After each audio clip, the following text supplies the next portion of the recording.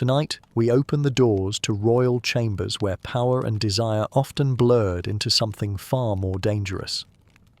In these quiet moments of history, kings and rulers crossed lines that reshaped their kingdoms, and sometimes their own fates. Before we begin, take a second to like the video and subscribe, but only if you truly enjoy drifting off to stories like this. And tell me in the comments, where in the world are you watching from, and what time is it there? It's always fascinating to see who's joining us from across time zones. Now, lower the lights, let the room grow still, and let's step gently into the hidden world of history's most provocative monarchs. What happens when an emperor controls everything, except his own obsessions? We'll take this slowly. A quiet look at how private impulses crossed into public rule, and how those choices echoed through courts and kingdoms. Many of these accounts come from hostile or sensational sources, so we'll treat them as stories that shaped reputations and politics, whether every detail was true or not.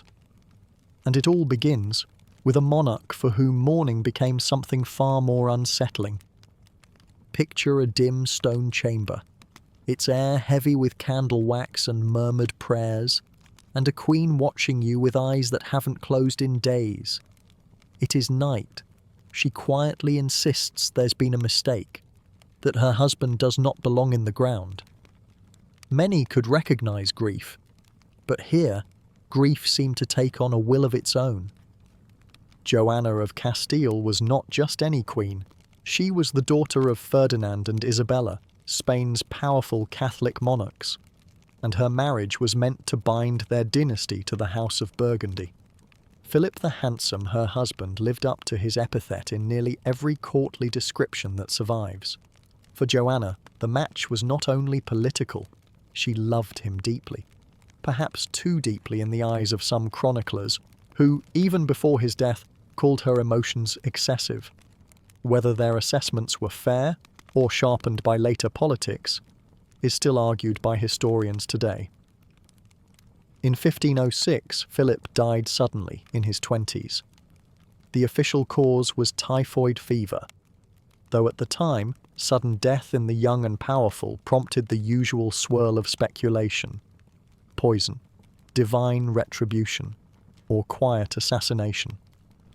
Whatever the truth, Joanna was not ready to accept that he was gone.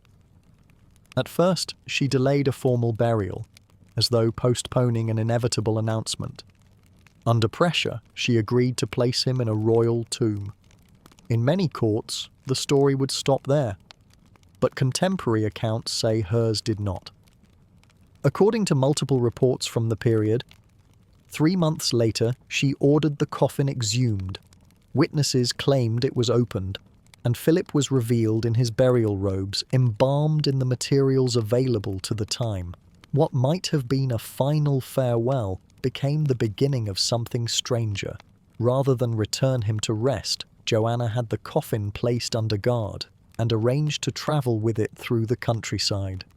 Chroniclers wrote of a slow procession from town to town, not towards a grave, but as if she meant to keep him with her indefinitely. The image of a queen on the road with her husband's coffin stirred rumours everywhere it passed. Records suggest she avoided staying in lodgings where other women lived, allegedly saying she did not want him near anyone unfaithful. Some priests and courtiers worried not only for her health, but for the effect this constant public mourning had on the kingdom's image. At a time when royal decorum was tightly scripted, her journey became a spectacle, one that ambassadors dutifully reported home. This was more than a private tragedy. In an era when governance required visible authority, her absence from court for months meant postponed decisions, strained diplomacy, and growing unease among her advisors. Letters from her sister-in-law, Queen Blanche of Navarre, painted her as incapable of managing the realm. Observers knew Joanna came from a family with incidents of mental illness, a fact used by rivals as political shorthand for unfit to rule. The sight of her travelling with the coffin was all the evidence her father Ferdinand and later her son Charles would need to act. In 1509, Joanna was taken to the convent of Santa Clara at Tordesillas. On paper, it was for her comfort and safety. In reality, she lived under guard for the rest of her life. Philip was buried to stay, and Joanna, though still a queen in title, would never again lead her people. Visitors described her speaking of Philip as if he might still return. Whether this showed lasting delusion or a refusal to bow to protocol remains an open question for historians. Contemporary and later accounts disagree on how to interpret those years. Some amplify the more morbid details, while others suggest her behaviour was exaggerated by those eager to keep her sidelined. What is certain is that her long custody served the interests of those around her. It allowed her father to resume authority in Castile, and her son to inherit without contest. In politics, as in legend, the label mad can be as decisive as any royal decree. Her confinement lasted nearly half a century. In that time, she saw her children only on occasion and never walked free of the convent's walls. For the public, she was more ghost than monarch, a living reminder of an unsettling chapter in their history. The episode with Philip's coffin defined her reputation far more than any policy or alliance, fixed in place by the same storytellers who debated her sanity. It's worth noting how fragile the line was between personal sorrow and political liability. For male rulers, private eccentricities could be accommodated, even indulged, as long as the machinery of the state stayed in motion. For Joanna, her visible, prolonged grief and the symbolism of a queen travelling with her husband's body was treated as proof of incapacity. Whether one sees her as a woman undone by loss or as someone resisting the ceremonial erasure of her love, her fate was the same. When she died in 1555, Joanna had been out of public life for more than 40 years. Yet the stories survived, copied into chronicles and passed into legend. That journey with Philip's coffin, its nights on the road, the guarded stops, the refusal to let him go, remained the enduring image. In the end, it was that private act, filtered through the judgment of her contemporaries, that wrote her place in history. Centuries later, her story still invites debate. Was it madness, manipulation, or simply a grief the court refused to tolerate? The answer may never be certain, but either way, it shows how the most personal impulses can ripple outward until they reshape politics itself. And those ripples weren't unique to Castile. Elsewhere, in the guarded tranquility of another court, scandal and cruelty would come not from mourning, but from the living, exercising power in the most brutal ways imaginable. In the guarded quiet of Han China's imperial palace, life could look perfectly composed from the outside. Courtyards filled with the scent of tea, calligraphy scrolls hanging in orderly halls, attendants moving silently between lotus ponds. Emperor Jing of Han was known for steadying the empire after earlier turmoil, lowering taxes, reducing punishments, and holding rebellions in check. In public, his court projected harmony. But behind the lacquered doors of his family's private quarters, some of his sons were remembered in ancient chronicles for acts that suggested the calm was only a surface. Being born an imperial prince meant never hearing the word no. While most people in the empire laboured over crops or fought for survival, these young men dined on delicacies, wore silk lined with fur, handled weapons decorated in gold, and were attended by servants whose lives were theirs to command. Officially, this upbringing was meant to train them as future governors or military leaders. In practice, it raised men inside a closed circle of privilege, where humiliation of others carried no cost, and pleasure could be taken without consent or consequence. One of Emperor Jing's sons, Prince Tuan, is described in surviving records not for leadership or military skill, but for killing his own young male companion in a fit of anger. The boy had no political standing, no threat to the prince, merely someone who displeased him. According to court accounts, there was no investigation, no public charge. The incident was managed quietly. In a world where guards followed the commands of the royal family above law, written records might list nothing more than sudden illness as a cause of death. Prince Chu appears in the chronicles as a figure whose cruelty turned into performance. Contemporary texts claim he used heated needles on palace women who displeased him. The women, confined to the inner court, had nowhere to escape, and no one willing to challenge the emperor's son. In the official version, such acts could be excused as discipline, but behind walls they were something closer to ritualized torment. And then there was Prince Qian, whose name still stands out in Han family history. Ancient sources accuse him not only of sleeping with close kin, but also of making public entertainment out of the humiliation of women in his household, where shaming them was not enough. Some accounts say he had them drowned in the palace's ornamental lake. This same lake would host festivals and floating lanterns on one side, its other end functioning as a discreet grave. Reports like these, whether backed by eyewitnesses or coloured by moralising historians, shared a problem for the dynasty. They posed a danger to the image of the imperial house as the moral centre of the realm. In Han political thought, the emperor was the son of heaven and his family reflected cosmic order. Scandal among the princes suggested disorder at the heart of the state and risked the mandate of heaven, the divine approval believed to legitimize rule. For that reason, the court rarely made such matters public. Instead, incidents were contained. Servants and victims' relatives could be silenced through payment or reassignment. A disgraced prince might be sent away, nominally to govern a distant province, though in reality it could be a form of gilded exile. By moving the problem out of the capital, the dynasty reframed misconduct as administrative duty. What mattered most was to keep the imperial lineage untarnished in the eyes of the empire. The cruelty described in these records did not happen in isolation. It was part of a system where privilege was absolute, where the absence of oversight allowed behaviours to harden into habits. In that environment, hunts could be turned into stage chases involving people.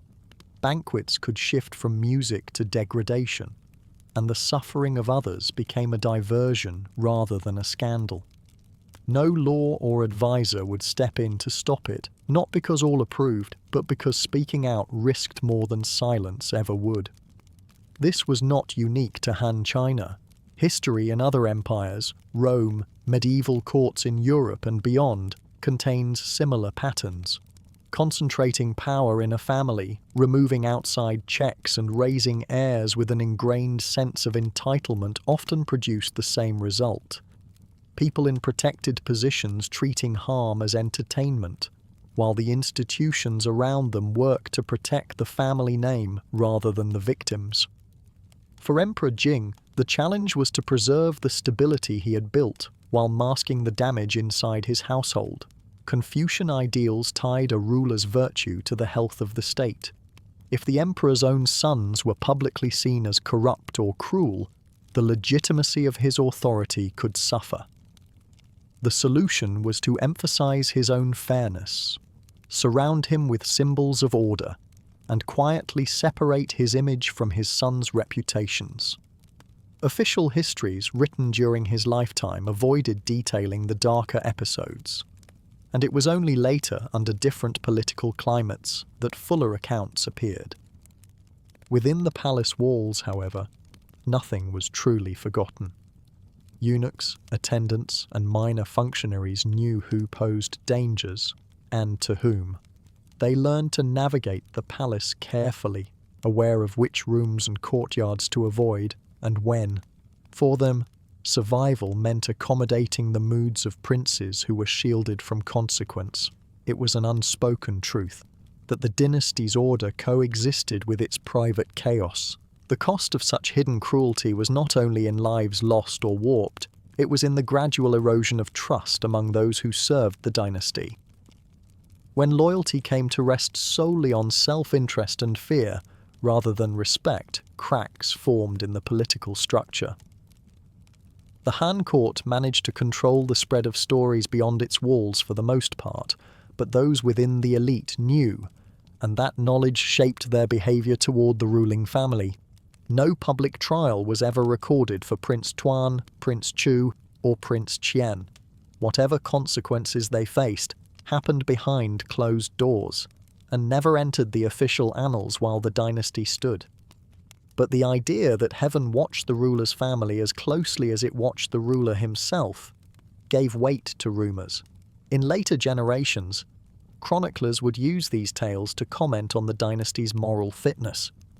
What remains clear is that imperial courts, whatever their location or time period, have often been built to control the flow of information as much as to govern a realm. By managing scandal privately, they could maintain the outer image of virtue. Yet the risk was always that, once such stories began circulating, they could grow into enduring marks on a dynasty's reputation.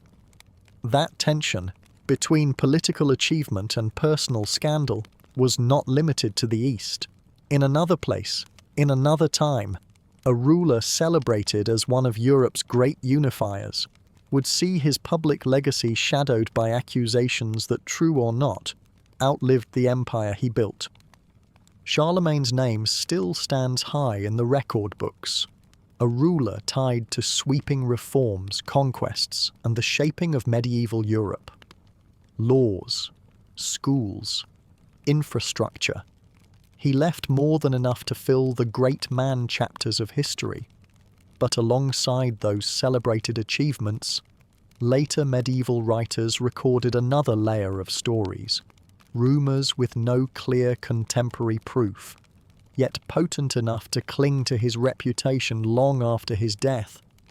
These weren't playful court jokes, they were the kind of charges that could corrode the image of a Christian emperor. If they stuck, what you learn in school tends to stop at the official version.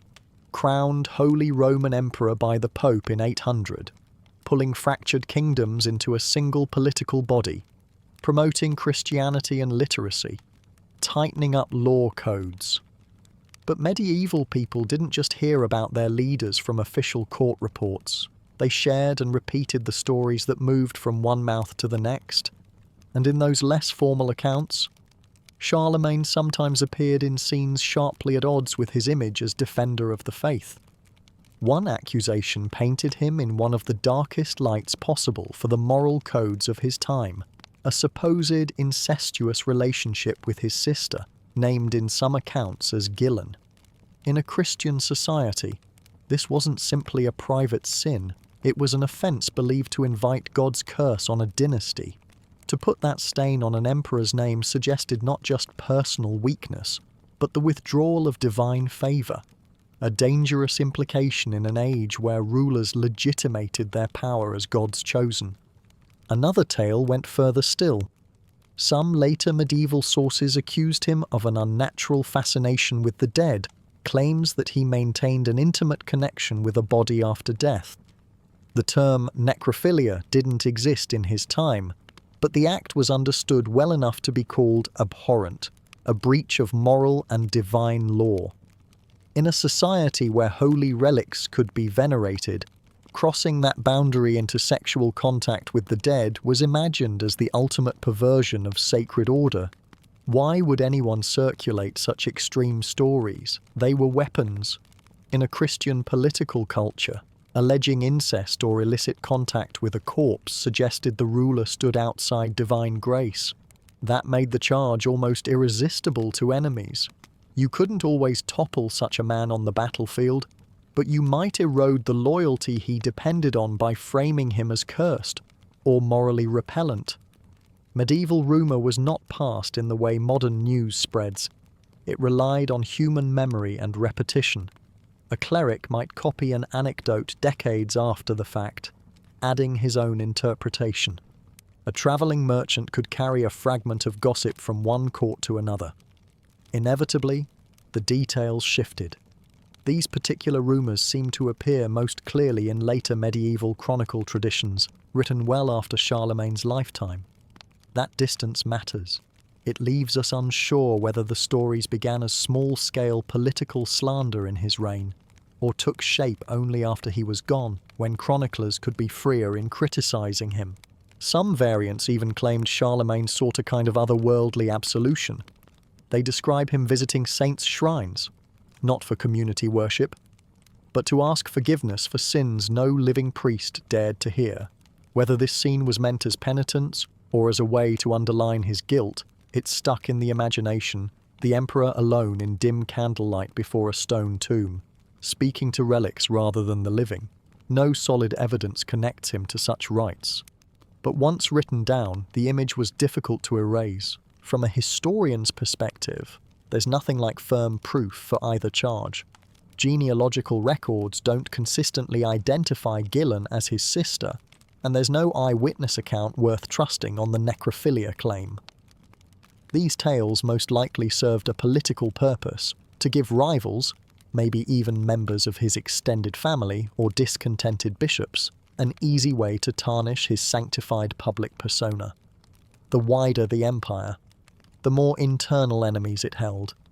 And for those enemies, morality could be the easiest battlefield to fight him on. They lingered, because they touched on themes medieval audiences understood instinctively. Incest implied decay in a ruling line. Forbidden contact with the dead suggested the breakdown of the boundary between sacred and profane. Even listeners unsure of the facts could feel the weight of the accusation. And because the allegations struck at moral fitness to rule, they didn't need to be proven in court to do harm. They operated in the realm of belief. The culture made this especially potent. In the medieval mind, the ruler's personal virtue directly linked to the health of the realm.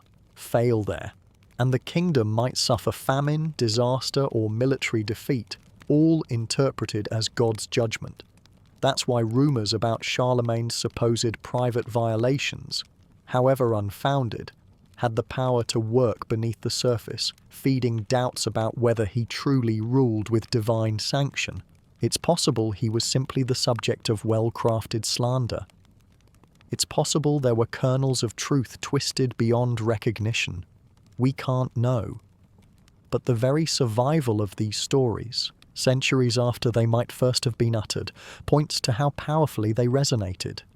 They persist in marginal notes in chronicles, in oral traditions that later got written down, not because they outweigh his achievements, but because they offer a sharp contradiction to them.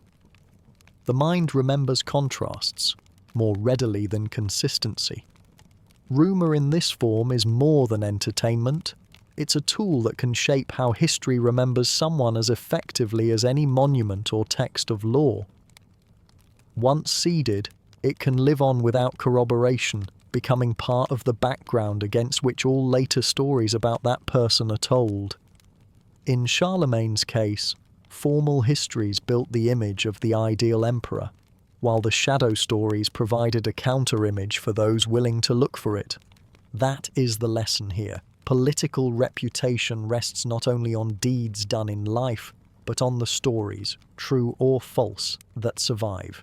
Those who understood that could bend memory itself into a weapon, ensuring that long after a ruler's death his image could be chipped away or reshaped to fit another's purpose. Truth was just one ingredient. Belief was the one that mattered. And sometimes, even an unverified rumour about desire and death could exert more pull over the imagination than any confirmed act of war or statecraft. In Charlemagne's case, the accusations stayed whispers, entries in chronicles few outside the learned world would hear during his life. But there were other rulers whose attachments to the dead were not left to speculation, cases where that obsession became visible, undeniable, and, to their courts, profoundly disturbing. What if a king's passion for his queen didn't end with her life, or even with the order for her execution? Herod the Great, the ruler of Judea under Roman oversight, is best remembered from religious and political history as a master builder, a survivor of shifting alliances, and a man whose reign could be as brutal as it was ambitious. But there's another account, one that moves away from fortresses and aqueducts, and into a chamber few were meant to see. It's a story of marriage, jealousy, and, according to sources that may have been as eager to warn as to record, an act of possession that refused to let the living or the dead have peace. Mariamne, the woman at the heart of this, was no ordinary royal consort. She was Hasmonean, descended from the dynasty that had ruled Jerusalem before Rome absorbed Judea, and her marriage to Herod brought him more than beauty. It linked him to a line that still carried deep prestige and legitimacy among his subjects. Contemporary accounts suggest she was clever, politically astute, and unafraid to speak her mind. Those qualities could endear her to Herod one day, and ignite his suspicion the next. To a ruler whose power was always shadowed by doubt and rivalry, that mix of connection and independence was intoxicating and dangerous. Herod's suspicion was part of his rule. He had already eliminated rivals in sudden purges. Brothers-in-law, uncles, even his own sons could be swept away if he started to doubt their loyalty. The more intimate the relationship, the quicker suspicion could turn lethal. In Mariamne's case, whatever kernel of truth lay behind the accusations against her was wrapped in rumour and court intrigue. What's certain is that when jealousy took hold, Herod ordered her execution. The official record states that she died accused of betrayal. That, by itself, was common enough in ancient courts. But here is where the account veers into unsettling territory. According to the Talmud and later writers who repeated its details, sources deeply hostile to Herod and often moralizing, her death did not end his bond to her. Instead, they claim, he had her body preserved, perhaps with oils and spices, and kept it close. Not for days or weeks, but, in their telling, for 7 years. Whatever the literal truth, the notion of a king extending his claim over his wife's body far beyond death would have stood out as a breach of accepted mourning. Judean custom gave grief its place. Garments torn, public lamentation for fixed days, prayers and gatherings marking the transition from life to memory. To hold on to the body was to refuse that transition entirely, turning grief into ownership. If the story is accurate, it was a private breaking of a very public boundary. In trying to interpret the motive, the same sources offer multiple paths. There's the personal, guilt tangled with obsession, the same emotions that had once tightened into suspicion and rage. There's also the political. Even in death, Mariamne's Hasmonean lineage was valuable to Herod's image. Keeping her present in the palace, even hidden from public view, could feel like keeping his link to centuries of royal blood. And then, whispered by his enemies, there was the allegation that his grief had crossed into possession of the body in a way meant to be understood as deeply unnatural. Historians are divided. Some point out that these accounts emerge from traditions that used Herod as a cautionary example of unchecked jealousy and moral corruption, making their trustworthiness suspect. Others note that while 7 years might be exaggerated, it fits a broader pattern in Herod's life, eliminating those closest to him when suspicion struck, then withdrawing in remorse that could spiral into obsession. Within that pattern, the method, preservation, confinement, control, would echo the jealousies that shaped his relationships in life. True or not, the telling stuck. Herod already carried a reputation for cruelty. This story added a layer of morbid fascination. It painted him as a man who could not bear to lose what he believed was his, even when that loss came by his own command. In the ancient world, reputation was shaped as much by the stories people whispered as by the monuments they could touch. A ruler's deeds in private, or the deeds believed to have been done in private, could become part of the public record if they resonated strongly enough. If the chamber existed, you can imagine its reality. guarded, inaccessible, tended by only the most loyal servants. Not a tomb for mourners, but a room where time stopped. Those within the palace would learn to pass by without asking questions. Those outside could only trade speculation.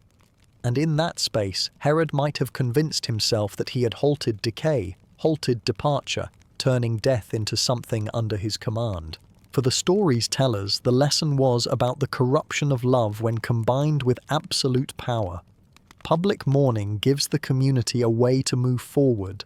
Here, grief was stripped of its public face and made permanent, a private act sustained by authority no one dared challenge. In recasting Mariamne's fate, the chroniclers turned her from a victim of court politics into a symbol of what happens when grief and domination become the same thing. The way the story has survived also says something about how a single vivid image can outweigh a lifetime of other acts.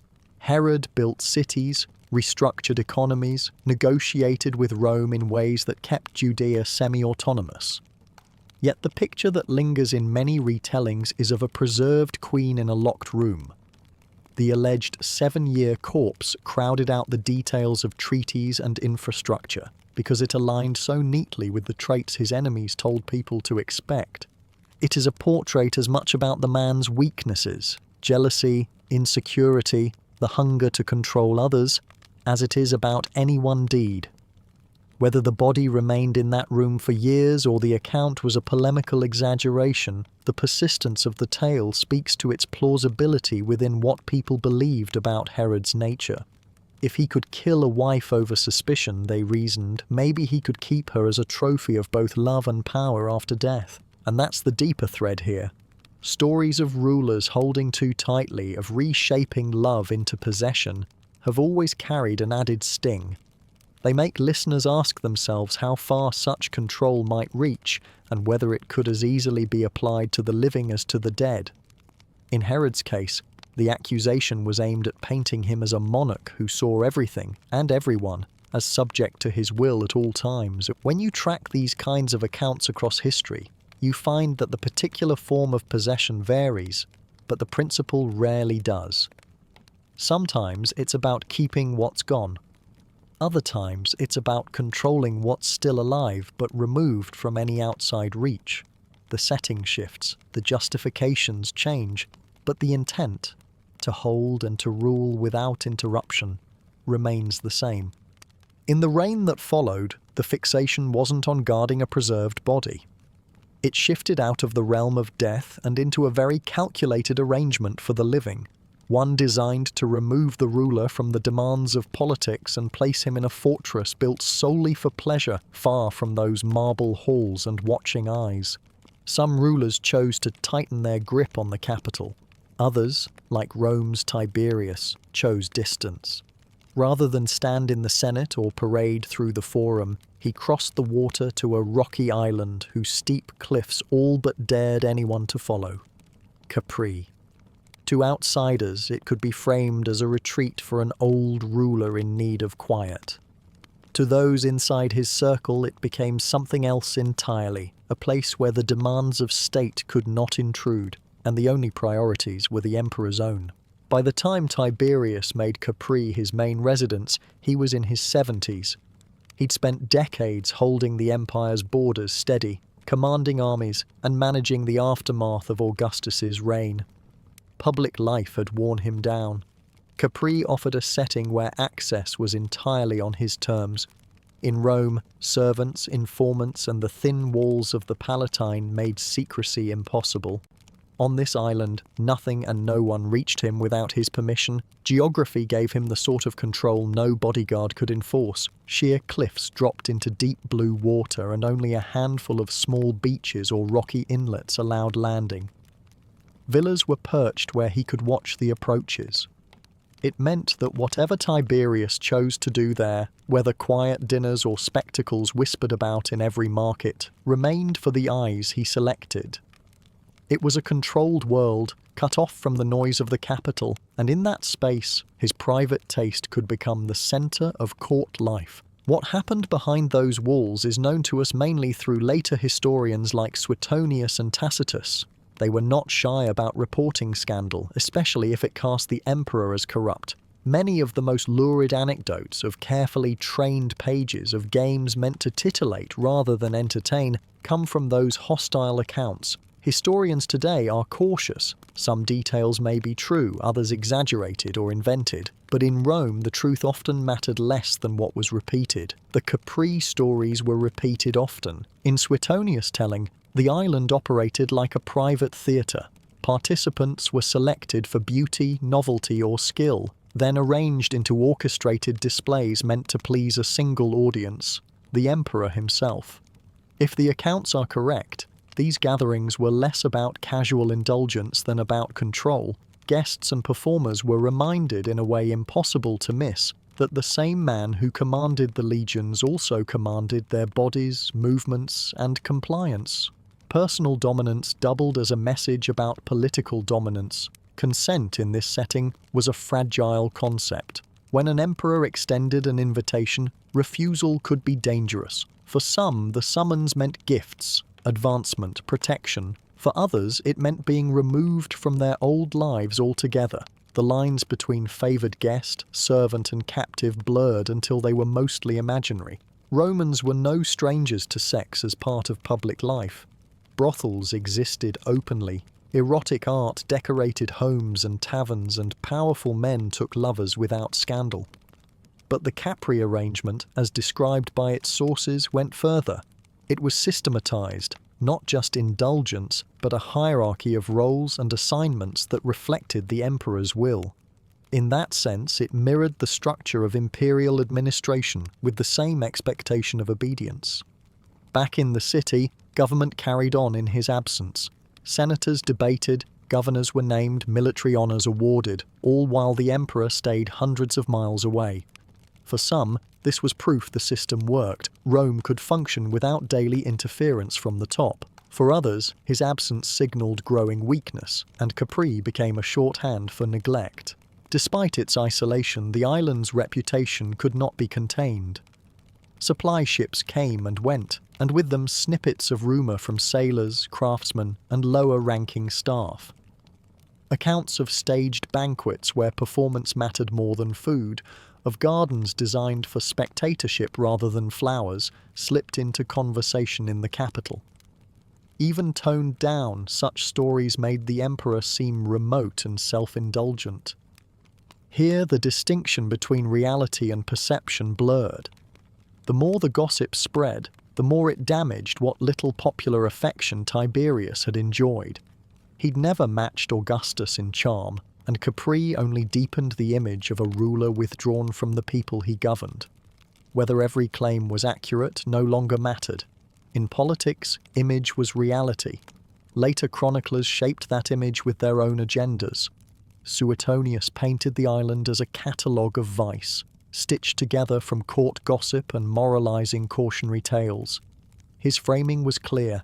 Excess, secrecy, and isolation eroded imperial virtue. Even if he exaggerated, certain details appear in multiple sources, suggesting some baseline of credible report. What set Capri apart from other imperial indulgences was its secrecy. Caligula would flaunt himself in Rome, Tiberius hid on his cliffs, but hidden or not, the stories found a way to surface. To senators, Capri symbolized abandonment of public duty. To ordinary Romans, it marked the gulf between their lives and those of the ruling elite. And to his rivals, it was ready-made propaganda. Here was proof, convenient whether true or not, that the emperor had retreated into private pleasures while the empire governed itself. As the years passed, Tiberius rarely set foot on the mainland. Communications and decrees came by messenger. When matters of state intruded, they were handled briefly and at a distance. The villas on Capri kept their routines, and the island's carefully managed world continued at the pace of one man's interests. Those brought into its inner circles sometimes rose in influence, using the emperor's favour as currency. Others disappeared from record entirely, the simplest signal that they'd fallen out of grace in a place that answered to no court but his. Capri's significance lies in more than its gossip value. It shows how personal authority and political authority could merge completely in one man. The island was governed like his empire, selectively open, carefully stratified, and centered on the incontestable power of the ruler. Each private act reinforced that larger structure.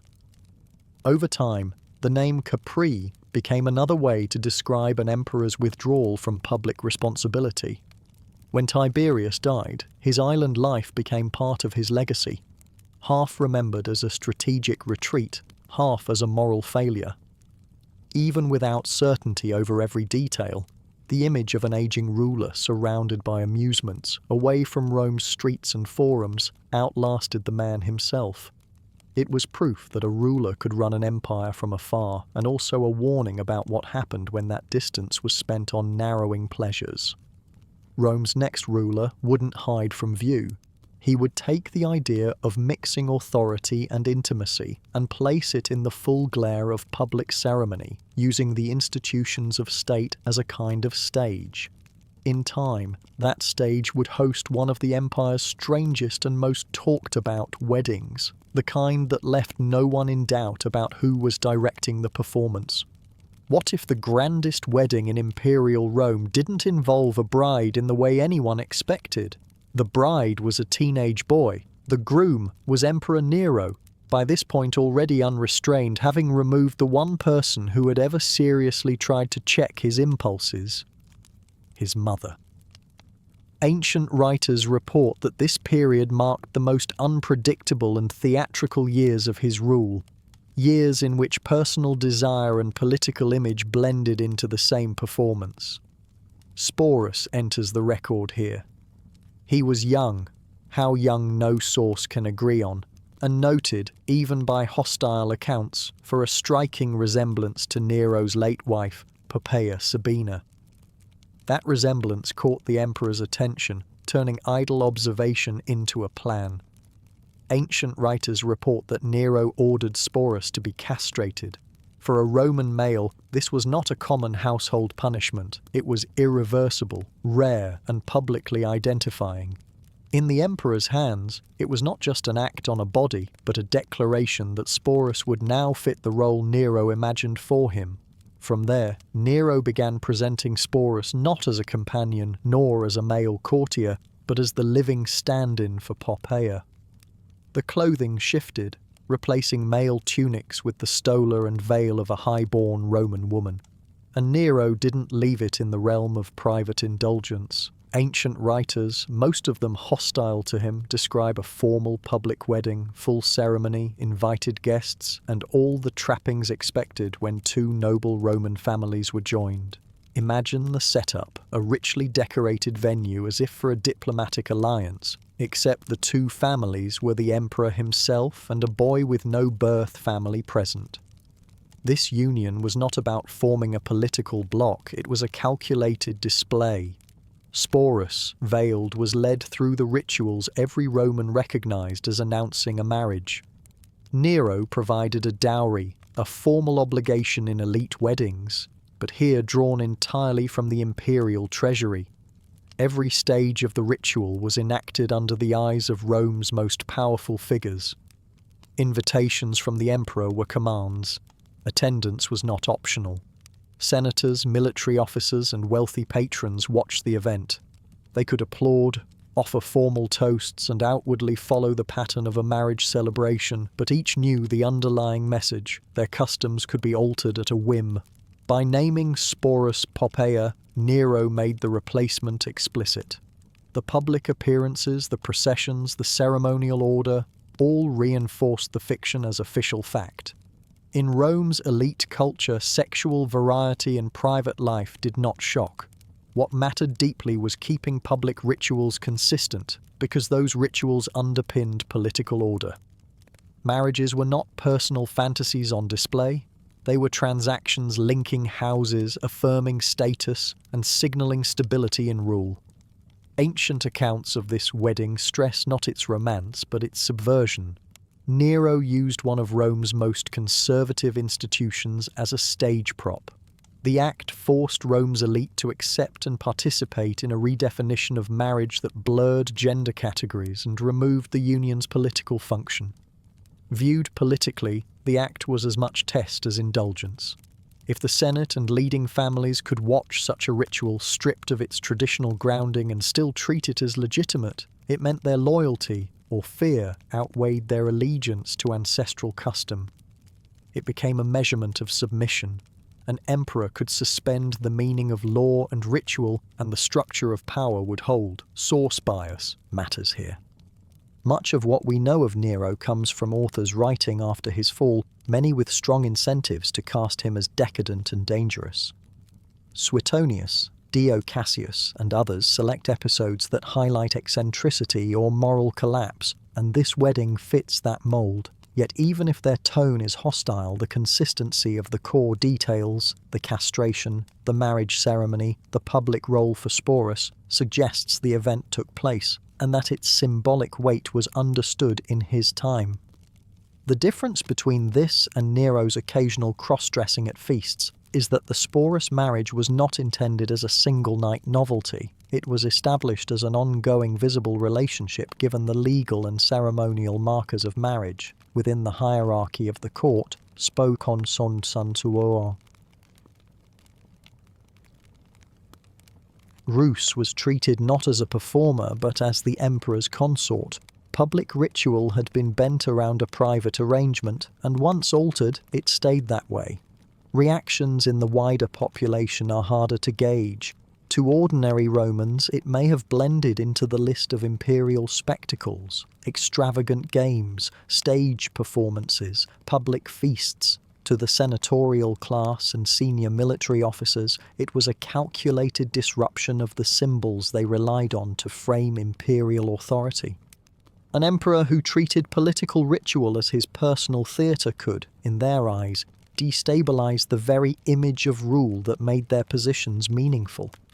There was no recorded attempt to halt it while Nero lived. Sporus remained in the imperial household, accompanying Nero on travels, appearing in public functions, and continuing to be called by Poppeia's name. The marriage became a kind of fixed reference point in gossip and elite memory. For chroniclers, it served as an example of the emperor's disregard for tradition. For contemporaries, it was a reminder of the risks of showing dissent in the face of the emperor's self-presentation. Stripped of exaggeration, the event still marks one of the rare occasions when personal desire directly rewrote public ritual in ancient Rome. The emperor had taken the most solemn form of social agreement among the elite and adapted it entirely to suit himself. Whether that choice came from personal grief, theatrical impulse, or a desire to test the limits of deference, it expressed in ceremony what military power expressed on campaign. His will overrode all other structures. For Sporus, the role was imposed, not chosen. Whatever safety or influence came with being treated as empress, it was contingent on remaining in favour. That dependence underlined the imbalance at the core of the arrangement. This was not a union of two parties, but one person's public command over another's identity. It's one of the reasons the story endures long after the details of other marriages and alliances have been forgotten. The image is simple: veil, dowry, ceremonial procession, but the context gives it weight. In it, you see the merger of private possession and public governance, the transformation of intimacy into a political event no one could ignore. And while the forms of such power games change, the dynamic repeats itself throughout history. Rulers have long used the language of family, love, and loyalty to stage acts meant not for the heart, but for the hierarchy. Sometimes the target was a spouse, sometimes an enemy, sometimes their own kin. In each case, the form, wedding, exile, adoption, execution, carried meaning beyond the individual, signalling the reach of authority into the most personal spaces. In Nero's Rome, the message was delivered through a marriage. In another court, in another century, a ruler would send a similar message through the life and death of someone far closer, his own child. That decision, and the way it was carried out, showed that the performance of power did not always require an audience in the Senate or in the streets. It could take place in silence, behind closed gates, with consequences felt for generations. Imagine being a king and deciding that your own heir could not be allowed to live, not because of illness or injury, but because you believed his survival posed a greater danger to your dynasty, your grip on power, and the stability of the realm itself. In 18th century Korea, that was the choice King Yongjo made about his son, Crown Prince Sado. And instead of an open execution, which Confucian law and tradition treated as unthinkable for a royal heir, he chose a method that could be carried out within palace grounds without the public bloodshed that would shame the throne. Yongjo's reign was long and in many ways effective. He pursued reforms, maintained order, and navigated the tangled web of aristocratic factions that could bring a king down. But when it came to his only surviving son, the relationship was deeply strained. In a royal household, every gesture could be read as obedience or defiance. From early on, Sado seemed to resist his father's authority, and the tension only deepened as he approached adulthood. Accounts from the court describe an heir whose behavior was erratic at best and violent at worst. He refused audiences with ministers, left formal gatherings abruptly, and neglected important rites. The reports grow darker: assaults on attendants, beatings of servants, and, in some cases, killings inside the palace. As crown prince, he wielded unchecked authority over those in his household. For the victims, refusal was not an option. Discipline was immediate and often brutal. The reasons remain debated. Some historians point to mental illness. Others see resentment toward an exacting father who demanded perfection in all things. Whatever the cause, Sado's capacity to serve as the kingdom's future ruler came into serious question. In the Confucian moral framework that guided the Joseon dynasty, the ruler was expected to be a model of virtue and self-control. A prince unable to master his own impulses was more than a personal disgrace. He was a political liability. Alcohol made matters worse. Drinking in court life was ceremonial, governed by strict etiquette. Daily drunkenness in the royal family was a grave breach of discipline. Sado's drinking, especially when it intensified his erratic behavior, reinforced fears about his fitness to rule. In Joseon Korea, a man's ability to govern himself was inseparable from his right to govern others. By the time Yongjo moved from frustration to decisive action, the issue had grown beyond family discord. Ministers feared the chaos that might follow Sado's accession. The queen, Sado's mother, faced the impossible task of protecting her son while acknowledging the threat he posed. Some at court saw only two likely futures: a coup after the king's death, or the erosion of royal authority under Sado's rule. A conventional execution was impossible. Shedding royal blood in public would violate the principle that the royal body was sacred, even in disgrace. A formal trial would air damaging details and expose weakness to political rivals. Exile risked giving Sado the freedom to plot his return. Yongjo chose a method that avoided formal execution but ensured a permanent end. The order was simple. A large wooden rice chest, the kind used to store grain, was brought into the palace yard. Sado was commanded to step inside. The lid was closed and fastened. No air holes, no way out. Confinement in the chest allowed the king to remove his son without ceremonial desecration. There would be no executioner to name, no public spectacle to record. But everyone within the palace understood exactly what it meant. The chest remained sealed for 8 days. The choice of method lent the act a veneer of necessity rather than cruelty. But for those inside the palace, the knowledge of what was happening was chilling. Servants and officials went about their duties in the shadow of it, aware that the heir to the throne lay confined inside. When the chest was finally opened, Sado was dead. His removal ended the immediate threat to dynastic stability, but it came at a profound cost. This was not a rebellious cousin or a treacherous general. It was the king's own son, raised to inherit the throne. By killing him, Yongjo forced a sudden shift in the line of succession and unsettled alliances across the court. In the Confucian ideals that shaped Joseon kingship, the bond between father and son was the model for the bond between ruler and subject. To sever that bond so completely was a statement in itself. Dynastic survival outweighed blood ties. It told every courtier that loyalty to the throne surpassed loyalty to family, even to the heir apparent. The political message was immediate. Within days, the court realigned around the king's decision. Those who had feared Sardo exhaled in relief. Those who had supported him had no safe way to object. Yongzhou had avoided creating a martyr who could inspire rebellion. The rice chest made the act final, closed, and beyond appeal.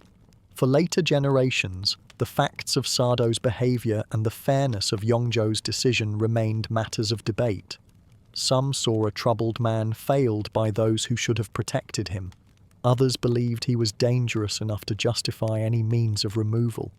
But the manner of his death became the defining detail of his life, the reason he is remembered as the prince in the box. For those who lived through it, the lesson was clear. The king's authority had no limit.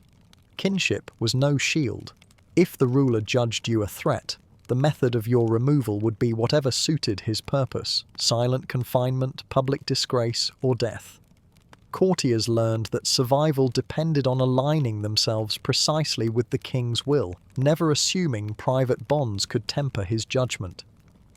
Sardo's death also set a precedent. By choosing a method outside the formal process, Yongzhou showed that even royal taboos could be bent when the throne's security was at stake. It reshaped life at court. Ministers and relatives alike understood that court etiquette was not mere formality, it was a survival strategy. And though this act took place within one royal household, its shadow reached far beyond. Visiting nobles, foreign envoys, and ambitious officials could see that palace walls enclosed both splendor and danger. A misstep in etiquette, a poorly timed alliance, or a gesture that displeased the king could end a career or a life without trial or accusation. In the memory of the palace, the rice chest came to symbolize more than Sardo's death. It stood for the quiet, absolute methods by which a ruler could secure his version of stability. Ministers might advise, the queen might plead, but once the chest was shut, the decision was beyond reversal.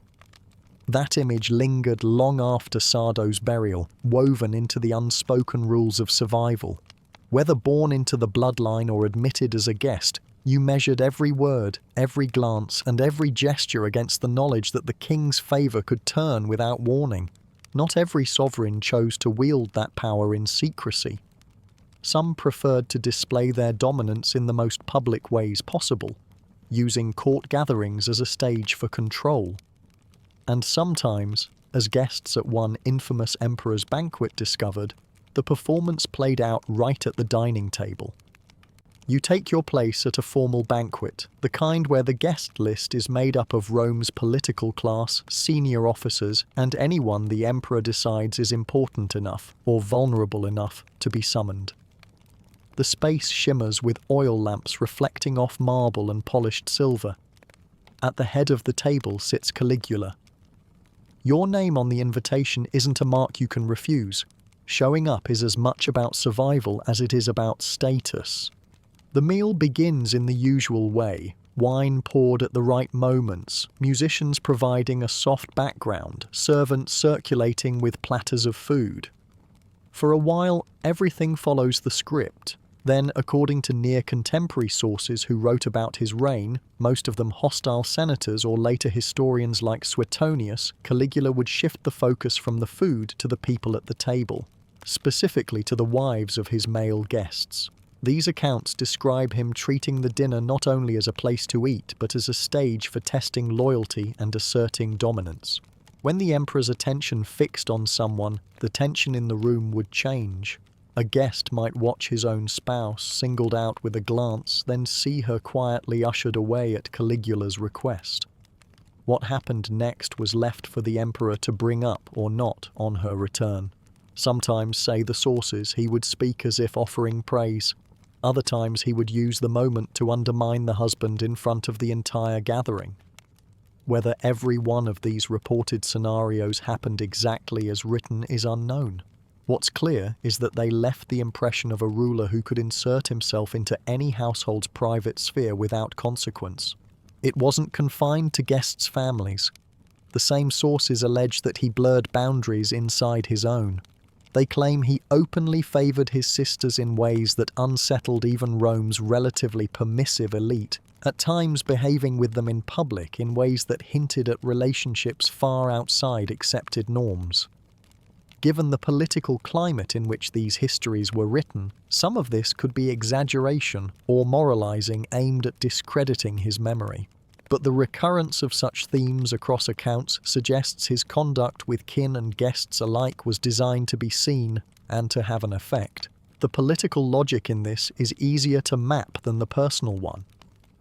By involving himself in someone else's marriage or family at a public function, Caligula made a point. Rank, law, and personal dignity all came second to his will.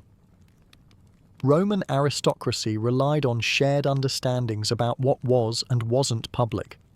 A senator's wife might be admired, courted discreetly, or used as an alliance link, but she wasn't meant to be a prop in a scene staged for her husband's discomfort. Crossing that line was less about private indulgence and more about public theatre, reminding an entire elite audience that no part of their lives was beyond his reach. Fear played a role here. In a court where no one knew whether a feast would pass without incident or turn into an exercise in humiliation, the safest posture was silence and compliance. Sources hostile to Caligula portray this climate as deliberate. By keeping everyone unsure of his next move, he kept them too preoccupied to mount opposition. Whatever the accuracy of individual incidents, the composite picture is of a ruler who used unpredictability and embarrassment the way others used military discipline. It's worth remembering that we hear these stories almost entirely from those positioned to dislike him. Suetonius, Cassius Dio, and Tacitus all wrote from senatorial perspectives, sometimes decades after Caligula's death, when depicting him as the model of excess suited their political and moral arguments. Ancient historiography wasn't bound by modern standards of evidence. A memorable story illustrating a point could take on its own truth if it fitted the subject's reputation. That doesn't make the themes meaningless. On the contrary, whether each episode happened exactly as told matters less than the fact that people believed this was the way he ruled and feared being next. For those in attendance, these dinners likely felt like unstable performances. One evening might pass without incident.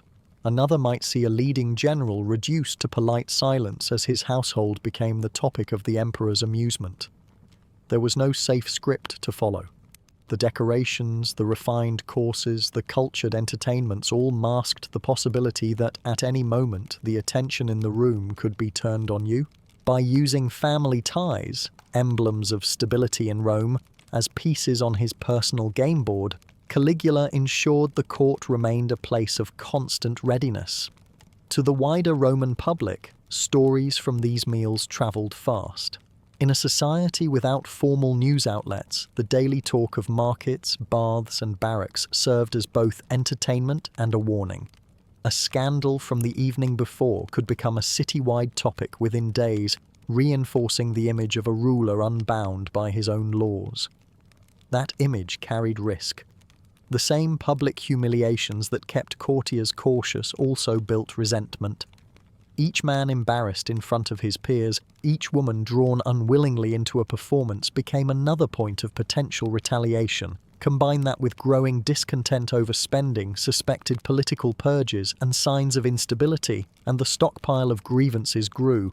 Accounts from his assassination note how many in the Senate and the Praetorian Guard already held personal reason to see him removed. In that light, the dinners were part of a broader erosion of his support. Still, from a purely tactical view, the method had its uses while it lasted.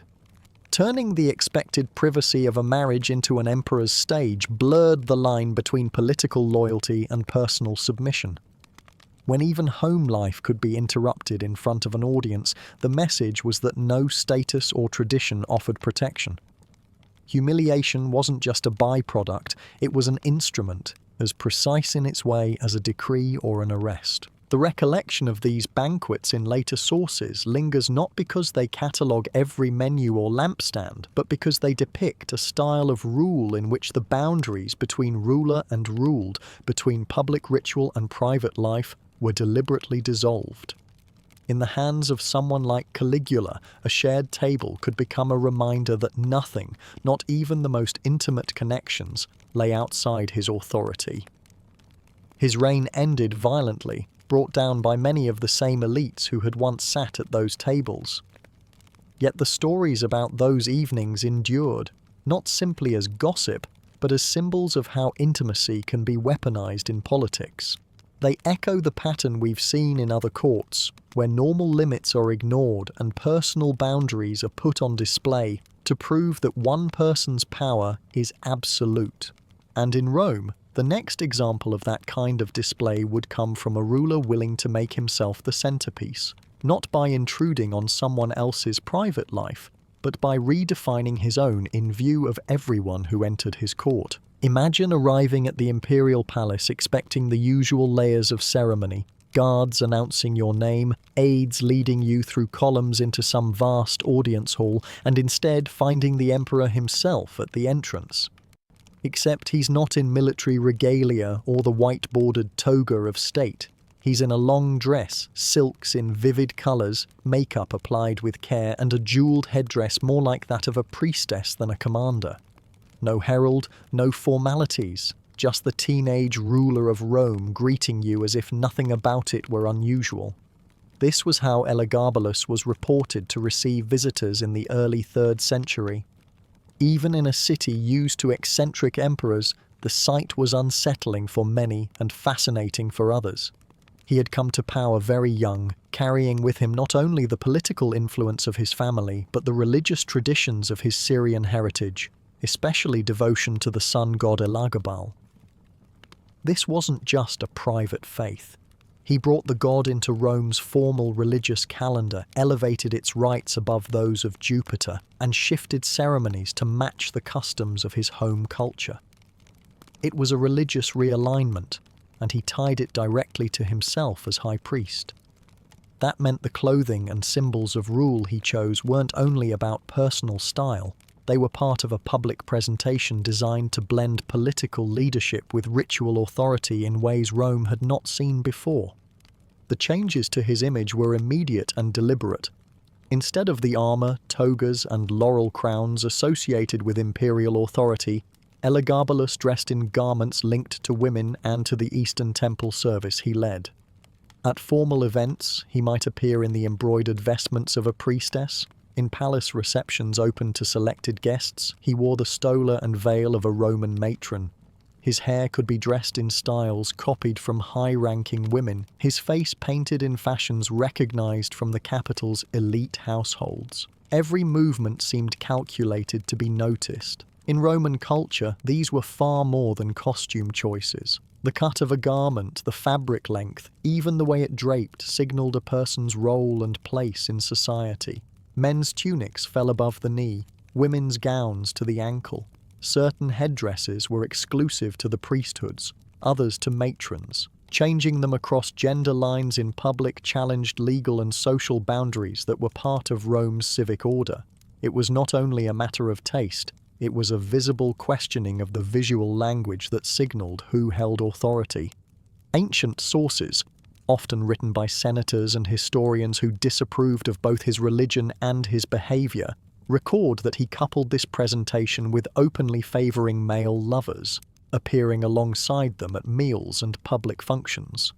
Rome had long accepted same-sex relationships, particularly between men of different social standing, but the unspoken rule for elite male citizens was to be seen as the senior, masculine partner.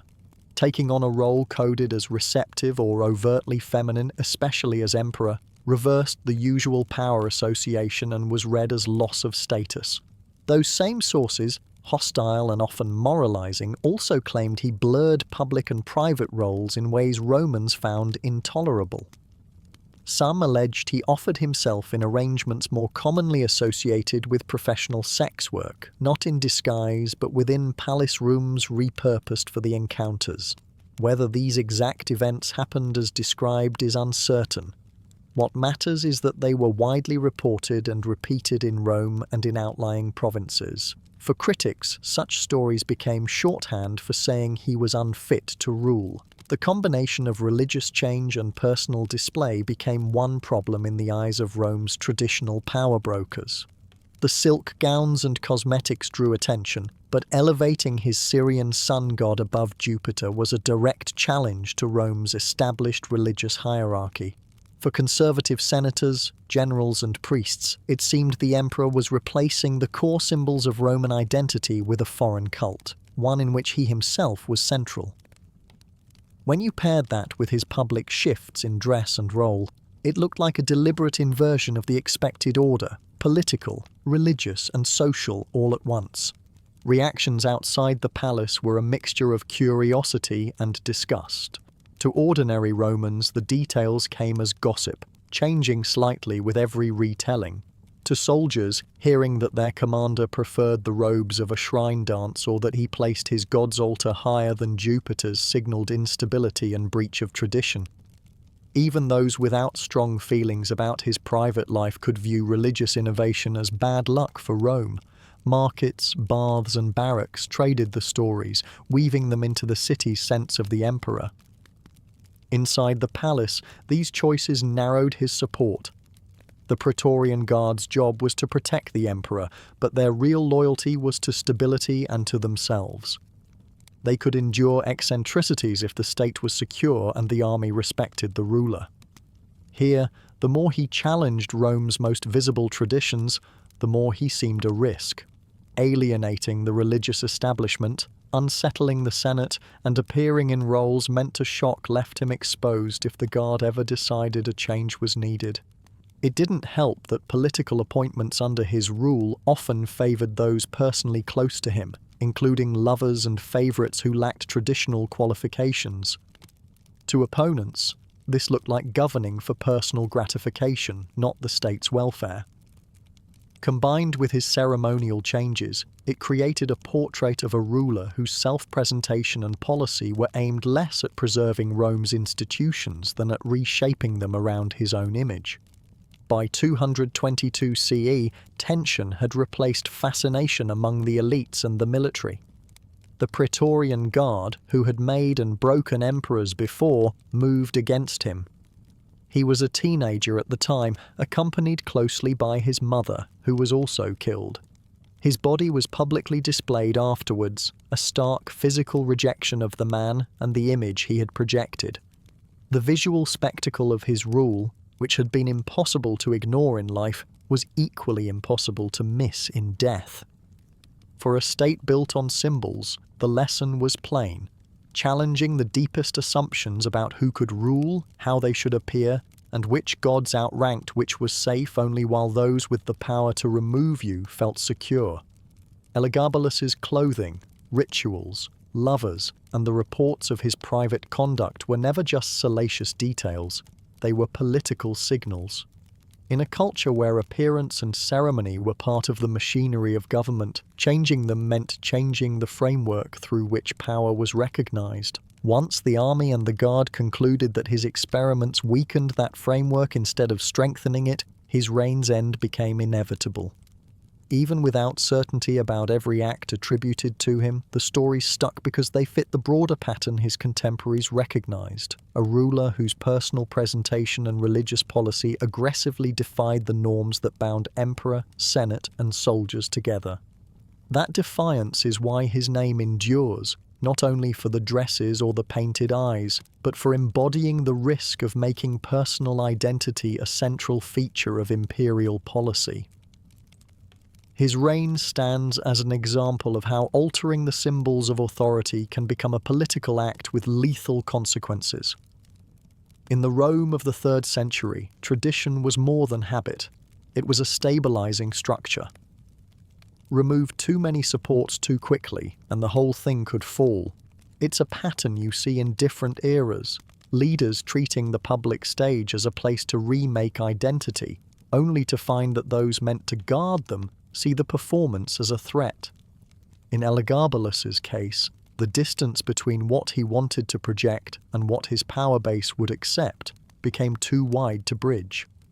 The result was abrupt, final, and brutal, and it mirrors a truth that's run through every court and palace in these stories. When those at the pinnacle of power push their private selves into a role the rest of the system refuses to accept, the fallout doesn't stop at image, it changes the calculation for every person and institution that stands beneath them.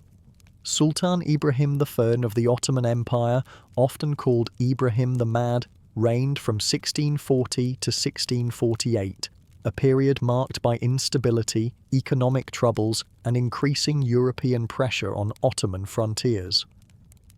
His personal life, or more accurately, the accounts of his personal life, became notorious both in his own time and in later chronicles, cementing his reputation as one of the most eccentric and scandal-ridden rulers in Ottoman history.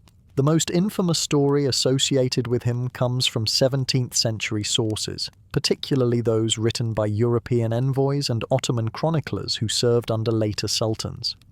These accounts describe an extraordinary episode in which Sultan Ibrahim, in a fit of both curiosity and desire, ordered a large number of young women, described as virgins in most versions of the tale, to be assembled within the palace harem. The number varies across reports. Some say a few dozen, others claim several hundred. All agree, however, that he wished them to be entirely unclothed and arranged in his presence. According to the chronicles, Ibrahim was fascinated by physical beauty to an almost obsessive degree. Court records note his insistence on selecting concubines with particular physical traits sometimes described in painstaking detail: hair of a certain length, complexion of a certain shade, and even body proportions measured before they could be admitted to his private quarters. This interest, while not unusual for a ruler with a harem, was reportedly pushed to extremes during his reign. The notorious gathering, often referred to in Ottoman gossip as a parade of the virgins, was said to be staged in one of the largest audience halls of Topkapi Palace, or possibly within the more secluded gardens of the imperial harem.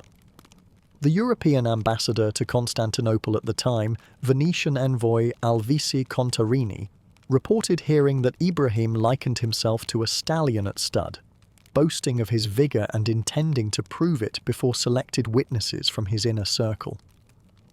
Ottoman sources, particularly the writings of chronicler Evliya Çelebi, are more cautious in tone. They frame the event as an example of Ibrahim's unpredictable moods and his susceptibility to suggestion by the women of the harem, especially his favoured consort Turan Hatish. Some suggest that the gathering may have been less about raw indulgence and more about displaying absolute control over the most intimate aspects of court life. In the symbolic world of palace politics, commanding the harem was not merely a personal matter, it was a statement of dominance over the dynasty's reproductive future. It's worth noting that the harem was not a place of constant debauchery, as European imagination often painted it. It was an intricate political institution, housing wives, concubines, mothers of princes and their attendants, many of whom wielded significant influence. For the Sultan to summon a large group of women and order them to present themselves in such a way was a breach of the usual protocol, shocking even by Ottoman standards.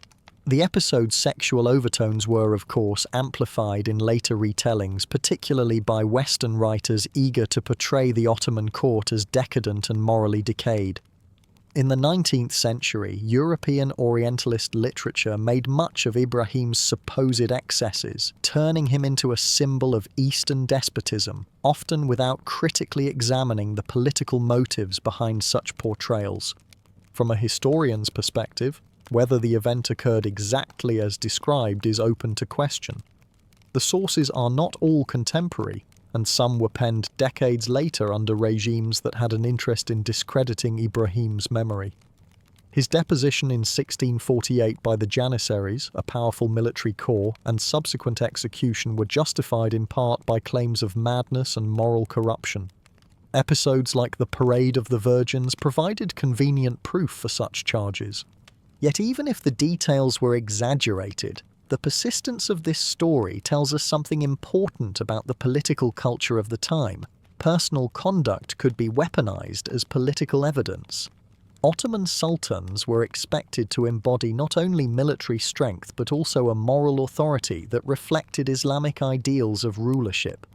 A ruler seen as wasteful, indulgent, or sexually excessive could lose the respect of both the religious establishment and the military elite. In the context of Ibrahim's reign, this alleged incident was more than gossip. It became part of the narrative that justified his removal from the throne. His perceived instability, whether rooted in mental illness, isolation, or political manipulation, was woven into stories of outrageous behavior. The image of the Sultan surrounded by naked women served as a powerful metaphor for loss of restraint, overindulgence, and a detachment from the urgent needs of the empire. Furthermore, this account illustrates the tension between public duty and private power. The Sultan's authority was theoretically absolute, but in practice it was hemmed in by religious scholars, the ulema, military factions, and court officials. When a ruler's private life became a public liability, those factions could unite against him. The parade may have been remembered less for its alleged sensuality and more for what it represented, a ruler whose priorities had strayed far from governance. From a modern viewpoint, it is tempting to dismiss such tales as pure scandal, but within the 17th century Ottoman court, they functioned as political currency. Stories of indulgence circulated among officials, were whispered in the corridors of the palace, and found their way to foreign embassies. Whether strictly factual or embellished, they shaped the international image of the Sultanate and influenced the decisions of those who held real power behind the scenes. In the end, Sultan Ibrahim's reign lasted only 8 years. His downfall was swift and brutal, deposed by his own ministers, confined in the palace, and eventually strangled by the order of the new regime. The legends of his behaviour, including the infamous Virgin Gathering, lived on, less as accurate history than as cautionary allegory about the dangers of unchecked personal indulgence at the pinnacle of political authority. This is the enduring significance of the episode. It's not just about whether the Sultan behaved as a stallion, but about how a ruler's private image, once it slipped into the realm of rumour, could become the decisive factor in his political survival. In the fragile balance of Ottoman power, perception was as lethal as any blade. In many pre-modern courts, the private and the political were never truly separate. The ruler's personal relationships, especially those involving sexuality, could serve as a powerful instrument of governance. This was not about pleasure alone, it was about control, intimidation, and projection of authority. Across empires, from the Ottomans to the Mughals, from medieval European kingdoms to the dynasties of China, the ruler's sexual dominance was deeply tied to their public image. In these cultures, mastery over the private sphere symbolized mastery over the realm itself.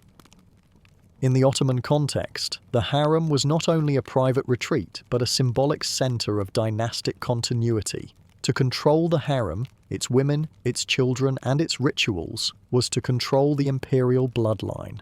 A sultan's ability to command obedience from hundreds within those walls reflected his ability to command obedience from millions outside them. Sexual domination here was rarely public in a literal sense. Instead, it was ritualized and carefully leaked through court gossip or foreign ambassadors' reports. When a ruler favored one consort over others, or when he dramatically replaced or dismissed a group of women, it sent a coded message to the court factions aligned with them. Entire political alliances could rise or fall depending on which woman gained the ruler's attention. In medieval and early modern Europe, sexual access to the king was not just a privilege, it could be a political appointment.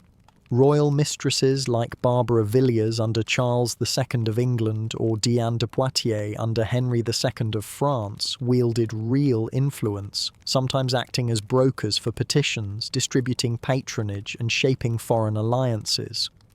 Courtiers understood that to insult or oppose a favoured mistress was to risk exclusion from royal favour. These relationships also worked in reverse. The king's dominance over a celebrated mistress was a public performance of virility and authority. Chroniclers and poets often described the king's romantic triumphs alongside his military victories, blending the imagery of conquest in bed with conquest on the battlefield. In certain courts, rulers used sexual dominance to humiliate rivals. One infamous tactic, recorded in both Middle Eastern and South Asian sources, was the deliberate taking of a defeated enemy's wife or concubines into the victor's harem. This was not necessarily about personal desire. It was about demonstrating that the defeated ruler's lineage and honor had been conquered. In warrior cultures where family honor and bloodline were paramount, such acts were a devastating psychological blow. They symbolized total defeat. Not only had the enemy lost land and army, but his household, the most intimate and guarded part of his realm, now belonged to his conqueror. It is important to note that rulers rarely operated entirely in private. Their courts functioned like audiences, even in intimate matters. Palace servants, guards, eunuchs, ladies-in-waiting, and ministers formed an ever-present circle of witnesses. Rumours were inevitable, and rulers often cultivated them deliberately. A king who was known to have many lovers, or who kept an unusually large harem, was projecting a narrative of abundance and potency. In societies that equated virility with strength, this image could bolster a ruler's authority just as much as military success. Conversely, a ruler perceived as sexually weak or uninterested could face whispers about his suitability to lead. In Islamic empires, Christian monarchies and Hindu kingdoms alike, rulers often walked a fine line between religious expectations and personal conduct. While moral codes outwardly promoted chastity or marital fidelity, rulers could justify their private dominance through divine right ideology, the belief that their exceptional status exempted them from ordinary rules. For example, Ottoman sultans as caliphs were supposed to embody Islamic virtue, yet their harems were immense and politically charged. Medieval European kings crowned by the grace of God often took mistresses openly, interpreting their own will as aligned with divine will. This duality allowed sexual domination to be reframed as a privilege of sovereignty. It was not vice. It was a demonstration of God-given supremacy. In some cases, rulers used sexual acts as direct punishment. Historical records from Mongol and certain Middle Eastern courts describe scenarios in which captured rebels or traitors were forced to witness the ruler taking their wives or concubines, an act designed to strip them of dignity and assert irreversible dominance. These acts, while brutal, were understood in their time as a language of power. In the absence of democratic institutions, the ruler's personal supremacy had to be constantly reaffirmed, and sexual control was one of its starkest expressions.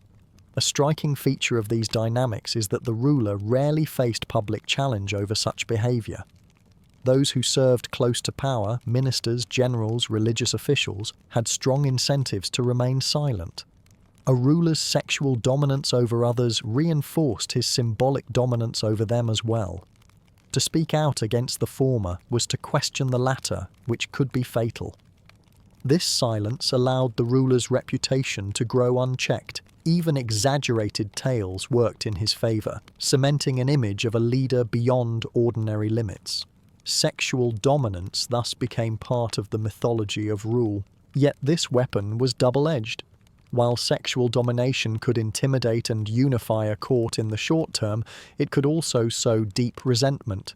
Those excluded from influence or whose allies were humiliated could become lifelong enemies. In some historical cases, such resentment built into conspiracies that ended in deposition or assassination. This tension would appear again and again in imperial history. The same private acts that reinforced authority in the moment often weakened it in the long run. In the complex interplay of politics and intimacy, sexual domination functioned as both a tool of control and a performance of sovereignty. It projected power to allies and enemies alike, communicated messages without words, and reinforced the idea that the ruler's reach extended into every aspect of life, even the most private. In a world without mass media, the body of the ruler itself was the message. How he lived, whom he favoured, and how he displayed his dominance became as important as laws or military campaigns. For many monarchs, controlling desire, or more often displaying its control over others, was not a distraction from politics.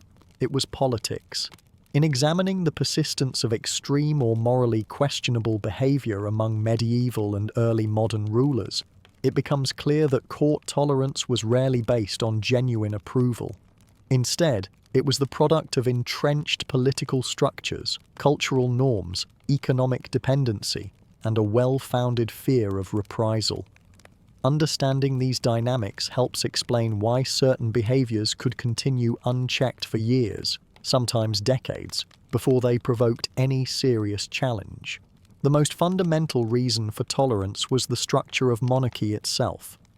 In most pre-modern systems, the ruler was not merely the head of state but also the source of law. His word had the force of legislation, and his will could override established customs. There was generally no independent judiciary capable of holding the ruler accountable, and parliaments or assemblies, where they existed, were often advisory rather than limiting. This meant that acts which would have been considered crimes for ordinary subjects could be reframed as lawful when performed by the sovereign. The concept of illegal behaviour by a monarch was therefore ambiguous, often left to interpretation by religious authorities or by political factions with enough strength to enforce their view. Royal courts were sustained through a system of patronage. Courtiers, ministers, and even high-ranking nobles were economically dependent on the ruler's favour.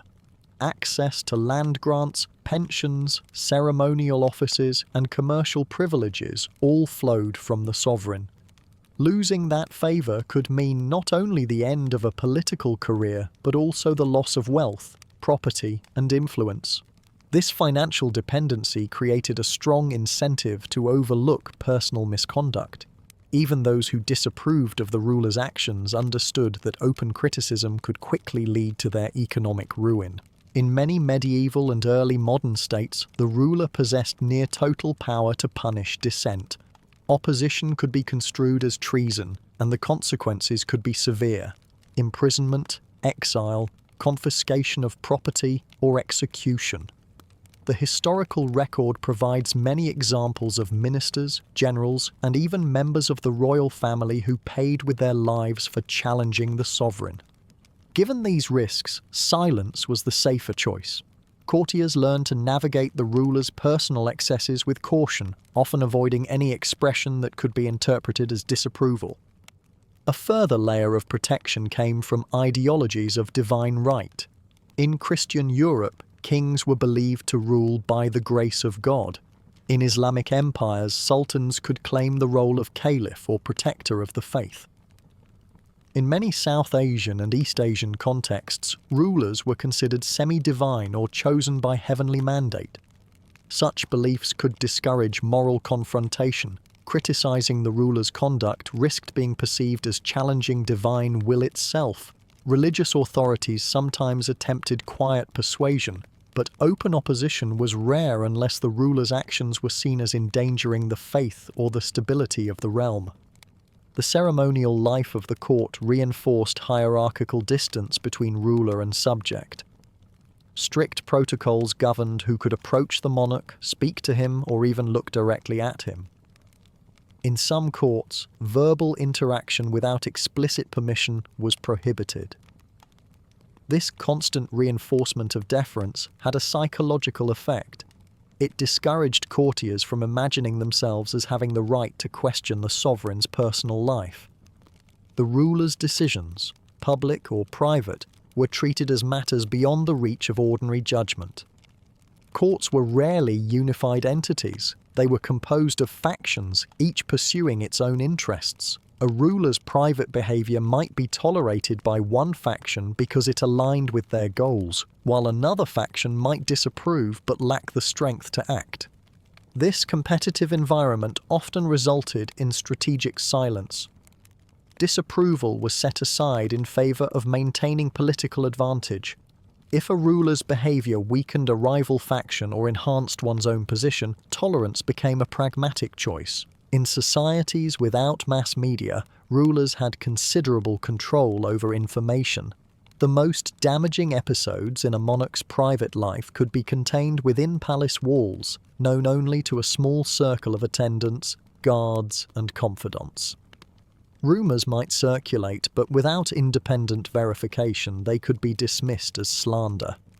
Official court historians, dependent on royal patronage, often presented sanitized versions of events, ensuring that the ruler's public image remained largely intact. This information control meant that even widely known misconduct could be shielded from formal scrutiny. In some circumstances, the court may have judged that tolerating the ruler's excesses was preferable to destabilizing the realm. Removing a sovereign could trigger a succession crisis or even civil war. If the ruler's misconduct was viewed as manageable, contained within the palace and not threatening military or financial stability, factions might prefer to endure it rather than risk broader instability. This calculation was especially common when the ruler had no clear or competent heir. In such cases, even a flawed monarch could be seen as a safer option than uncertainty. Tolerance was not infinite. When a ruler's private conduct began to erode military effectiveness, drain the treasury, or alienate too many key power blocks, factions could turn on him. In such moments, long-ignored scandals were brought forward as political weapons to justify removal. This pattern can be seen in cases like Sultan Ibrahim I of the Ottoman Empire, where years of rumour about personal excesses were suddenly framed as evidence of unfitness for the throne once his political position weakened. What had been tolerated became grounds for deposition when the balance of power shifted. The tolerance of questionable private behaviour in medieval courts was rooted in the realities of absolute power, economic dependence, fear of reprisal, religious legitimacy, strict court etiquette, political factionalism, and information control. It was rarely an endorsement of the behaviour itself, rather it was a calculated survival strategy. In such an environment, challenging the ruler's personal conduct was often more dangerous than enduring it. Silence was not complicity in the moral sense, it was a recognition that the cost of speaking outweighed the possibility of change. If the ruler's actions did not directly threaten the core stability of the realm, they were likely to remain unchallenged. The exercise of absolute power over a state, particularly in pre-modern societies where no institutional limits existed, created unique psychological conditions for rulers. These conditions often intensified over time, shaping personal behaviour in ways that could appear extreme, erratic, or self-indulgent. Understanding these pressures is crucial to explaining why certain monarchs, emperors, or sultans engaged in conduct that contemporaries and later historians would consider excessive. Absolute rulers lived in an environment that systematically separated them from ordinary human interaction. Court protocol restricted access, and the ruler's movements were controlled for security and ceremonial purposes. Over years, this produced a profound social isolation. Unlike commoners, monarchs rarely encountered unfiltered opinions or criticism. Conversations were often shaped by flattery, fear, or political calculation.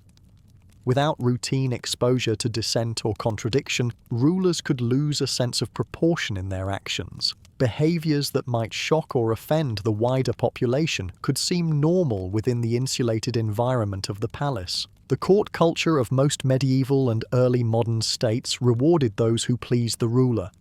This produced a constant stream of flattery and affirmation which could distort the sovereign's self-image. Over time, some rulers came to believe in their own infallibility or exceptional status, not only in political matters but in all areas of life, including personal relationships and morality. When this inflated self-perception met complete control over resources, people, and law, it could manifest in behaviours aimed at testing or displaying personal power, including in the private sphere. Although monarchs were isolated from ordinary criticism, They were also under continuous observation by courtiers, diplomats, and foreign envoys. Every action, rumour, and relationship could be interpreted politically. This awareness created its own psychological strain. For some rulers, this led to carefully staged performances of strength, virility, or dominance, meant to reinforce their image both domestically and abroad. In certain cases, the display of sexual power was part of this performance, functioning as a symbolic counterpart to military or political control. Absolute rulers were frequently the targets of plots, coups, and assassinations. Historical records are full of palace conspiracies, military uprisings, and factional struggles. This environment could foster chronic paranoia, leading rulers to view even close associates with suspicion. In extreme cases, paranoia extended to the ruler's private life. The control of the harem, the selection of concubines, and the regulation of court intimacy could all become arenas for reinforcing loyalty and eliminating perceived threats. What might appear as personal excess could also be a defensive measure, intended, consciously or not, to keep potential rivals under constant observation. Many medieval rulers inherited the throne at a young age. Raised from birth to expect absolute authority, they often received an education focused on political survival and ceremonial display rather than personal discipline. Without formative experiences that placed limits on their behavior, such rulers could develop a sense that restraint was unnecessary. Over decades, this lack of internal boundaries could manifest in increasingly unconventional or extreme expressions of personal will. In cultures where a ruler's legitimacy was tied to perceived vitality, physical strength, and masculine dominance, there was pressure to demonstrate these traits in both public and private life. Military victories, hunting prowess, and the possession of a large harem or numerous lovers could all serve as symbolic indicators of capability. This expectation created a feedback loop. The more a ruler's image depended on personal dominance, the more extreme the displays might become.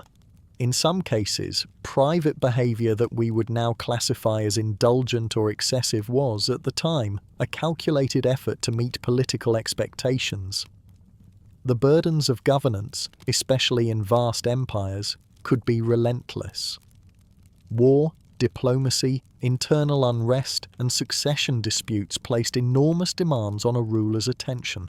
For some, indulgence in elaborate entertainments or unusual personal practices functioned as escapism.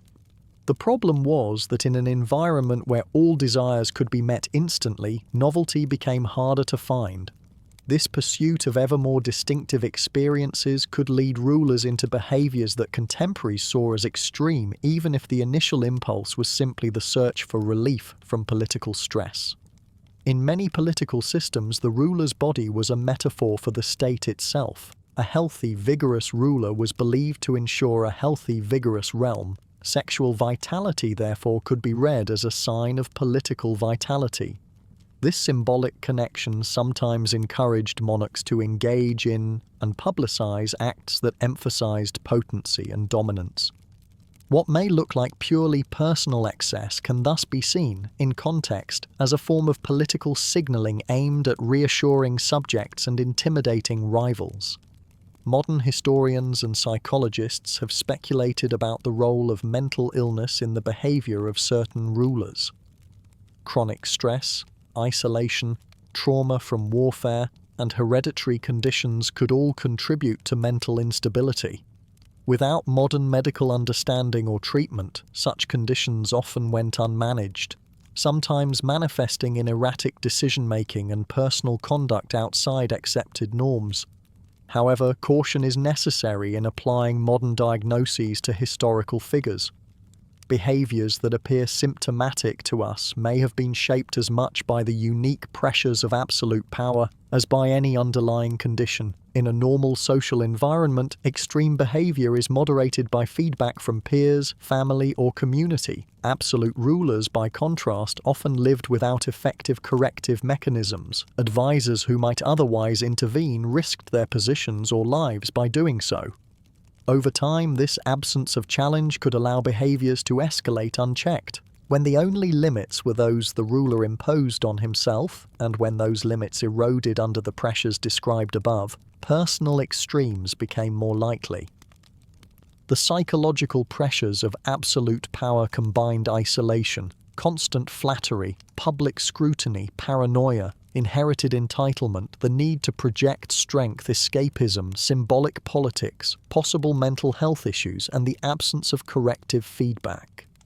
Together, these factors created an environment in which rulers could gradually lose the constraints that govern ordinary human behavior. In this context, what might seem like inexplicable extremes were often the predictable outcomes of a political system that concentrated authority without accountability.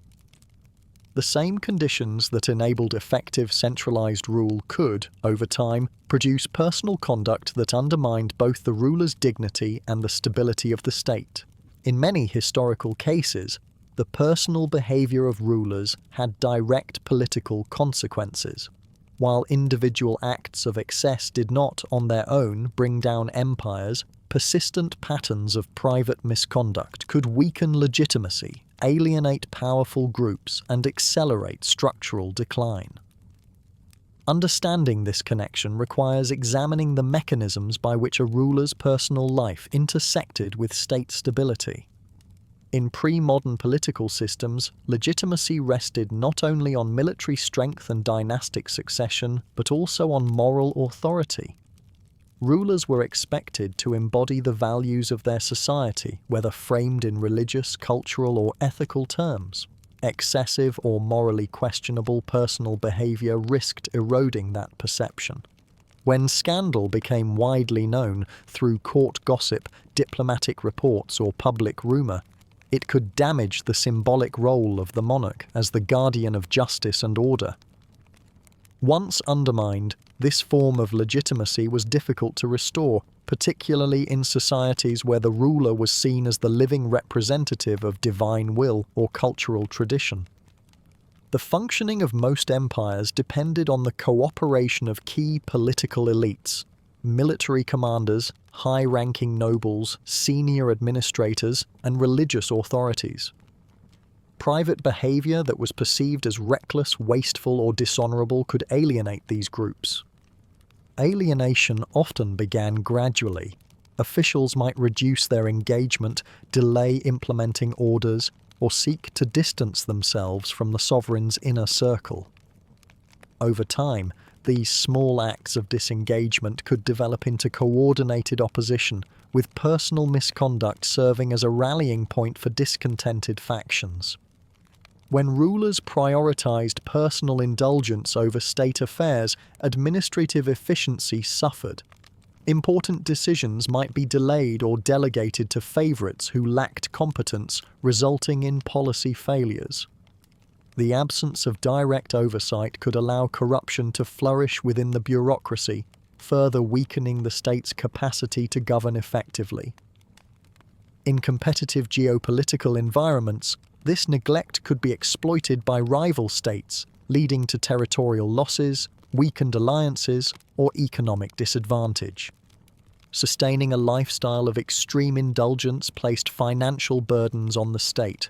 Maintaining large harems, funding elaborate entertainments, and granting costly favors to courtiers and favorites could consume significant resources. In economies dependent on steady revenue from taxation, trade, or tribute, such diversions of funds could have measurable effects on public works, military readiness, and disaster relief. When combined with existing fiscal pressures, such as war, famine, or trade disruption, personal extravagance could tip the balance toward financial crisis. Once a ruler's personal life became politically damaging, it could be used as a tool by opponents. Factions at court might publicize incidents to undermine the ruler's authority, sometimes exaggerating or distorting events to increase their impact. Religious authorities could frame the behavior as a moral failing, mobilizing popular opinion. Foreign powers also exploited such scandals. Diplomats could circulate unflattering accounts to weaken the ruler's negotiating position or justify hostile action under the guise of confronting moral corruption. In many empires, the loyalty of the military, particularly elite guard units, was crucial to maintaining power. A ruler whose behavior created perceptions of weakness or decadence risked losing that loyalty. Military leaders might question whether such a ruler could lead effectively in times of crisis, and if confidence eroded far enough, the armed forces themselves could become agents of deposition. The Ottoman Empire offers several examples in which the Janissaries removed sultans whose private conduct was seen as incompatible with effective leadership. In official histories, especially those written after a regime change, the personal misconduct of rulers was often emphasized as part of a larger narrative of decline. Chroniclers linked moral decay at the top with the weakening of the state, framing the sovereign's excesses as both a symptom and a cause of collapse. This narrative functioned as a warning to future rulers and as a form of political justification for the new regime. It reinforced the idea that private morality was inseparable from public stability. A single incident of misconduct rarely caused immediate collapse. The real danger lay in the cumulative effect of repeated episodes, which reinforced perceptions of incompetence, moral decay, and detachment from governance. Over time, each new scandal confirmed and deepened existing doubts, making it easier for opponents to build a case for removal. By the time open opposition formed, the damage to legitimacy and authority was often irreversible. Initially, courts often tolerated or ignored a ruler's private excesses, as removing a monarch was disruptive and potentially dangerous. However, when personal behavior began to intersect with political or military failures, tolerance diminished. What had been dismissed as private eccentricity could suddenly be reframed as evidence of unfitness to rule. At this stage, scandals became politically useful. They offered a clear and easily understood rationale for deposition, rallying both elite and popular support for change. The private conduct of rulers mattered because it influenced perceptions of legitimacy, shaped elite alliances, and affected the practical functioning of the state. While personal excesses did not by themselves destroy empires, they could weaken the foundations on which political stability rested. When combined with external pressures, economic strain, and military setbacks, such behavior often served as a catalyst for change, and, in extreme cases, for the end of a dynasty. In systems where the ruler's image was inseparable from the state's identity, the collapse of personal credibility could quickly become the collapse of political authority itself. The most provocative aspect of many rulers' lives, their sexual behavior, was often intended to remain within the closed world of the palace or harem. Yet across empires and centuries, details of these private indulgences routinely surfaced, shaping court politics, influencing public perception, and even playing a role in the ruler's downfall. The process by which intimate conduct moved from secrecy to scandal reveals how fragile the boundaries between private life and political life truly were. Royal courts operated like self-contained cities with hundreds or even thousands of attendants, guards, entertainers, and servants. Even the most closely guarded harems depended on cooks, tailors, musicians, physicians, and eunuchs. Each of these roles provided opportunities to observe, overhear, or deduce details about the ruler's intimate habits. While loyalty was often assumed, it could never be fully guaranteed. Servants might pass information to ambitious courtiers who could then relay it to political allies. In some cases, details were exaggerated to make them more politically potent. Factional politics were a constant in pre-modern courts. A rival of the ruler's current favourite, whether a concubine, queen, or male companion, might encourage the spread of stories about favouritism, unusual sexual preferences, or excessive indulgence. The aim was rarely moral outrage for its own sake. Rather, it was to weaken the influence of the rival and shift the ruler's attention elsewhere. The sexual dimension made such rumours particularly effective. In many cultures, a ruler's self-control in private life was seen as a measure of his ability to control the state. a portrait of the sovereign as ruled by desire could be a devastating political weapon. Foreign envoys often acted as discreet observers of court life. Venetian, French and English ambassadors in Ottoman Constantinople, Mughal Delhi and the courts of European monarchs regularly reported on the ruler's personal relationships. These accounts, sent in coded or carefully worded dispatches, were valued by their governments as indicators of political stability or weakness. If an envoy concluded that a ruler's sexual excesses distracted him from governance, delayed military campaigns, or created resentment among elites, this intelligence could influence foreign strategy, from trade negotiations to military planning. In societies where religious institutions played a central political role, clerics or legal scholars were sometimes privy to confidential information about the ruler's conduct. While they often preferred private admonition, they could also become conduits for public condemnation when political circumstances shifted. In moments of crisis, moral accusations carried the weight of divine judgment, turning private vice into public sin. Even without explicit eyewitness accounts, a ruler's indulgences could be inferred from public display.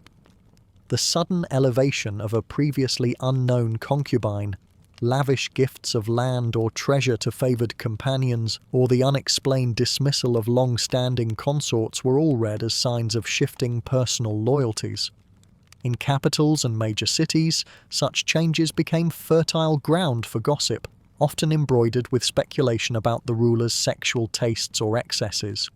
Large cities surrounding royal courts acted as echo chambers. Merchants, entertainers, and lower-ranking officials interacted daily with those connected to palace service. Information, or rumour, moved quickly through markets, taverns, and salons. In literate societies, satirical verses and plays could disguise critiques of the ruler's private life in allegory, making them harder to censor but easy for audiences to decode. These urban gossip networks ensured that once a scandal began, it could not be contained within the palace walls. Rumour became politically significant when it aligned with the needs of a discontented faction or an external threat. Domestic rivals could present tales of indulgence as evidence of neglecting governance. Religious leaders could frame private acts as moral failings that endangered the state's divine favour. Military elites could cite decadence as justification for replacing the ruler with a more disciplined leader. In each case, the sexual nature of the accusation intensified its impact, appealing to both moral and political concerns. The most damaging scandals were those that changed how key stakeholders perceived the ruler. A monarch once seen as disciplined and formidable might, after repeated accounts of indulgence, be viewed as weakened or distracted. This shift in perception could alter alliances, embolden rivals, and encourage foreign adversaries to act. Once a ruler was deposed or a dynasty replaced, official historians often recorded the alleged sexual excesses as part of the explanation for decline. These accounts, sometimes written decades later, fixed the scandal in the historical record, ensuring that the ruler's reputation was permanently associated with moral corruption. Sexual indulgence, when kept within palace walls, was often tolerated or ignored. But once details escaped into factional politics, religious discourse, urban gossip, and diplomatic reports, it could become a potent tool of political transformation. In societies where the ruler's moral authority was inseparable from the legitimacy of the state, the public exposure of private vice could weaken the foundations of rule more effectively than military defeat. The journey from private conduct to public scandal illustrates the permeability of royal secrecy and the political value of intimate knowledge, a value that, in many cases, shaped the fate of empires. When rulers acted as if no judgment applied to them, their private choices became political acts. Reputation shaped whether they could hold power. Intimate acts could be turned into tools of control, and the institutions around them often let cruelty stand if it meant the dynasty stayed intact. So yes, question the tidy portraits and the smooth timelines. These were flawed people whose personal decisions could bend the course of whole nations. If you enjoy quiet history told this way, you can like or subscribe and maybe share in the comments which life you'd like to unpack quietly next. In the end, these stories remind us that power tests the limits of human frailty as much as it does the strength of any empire.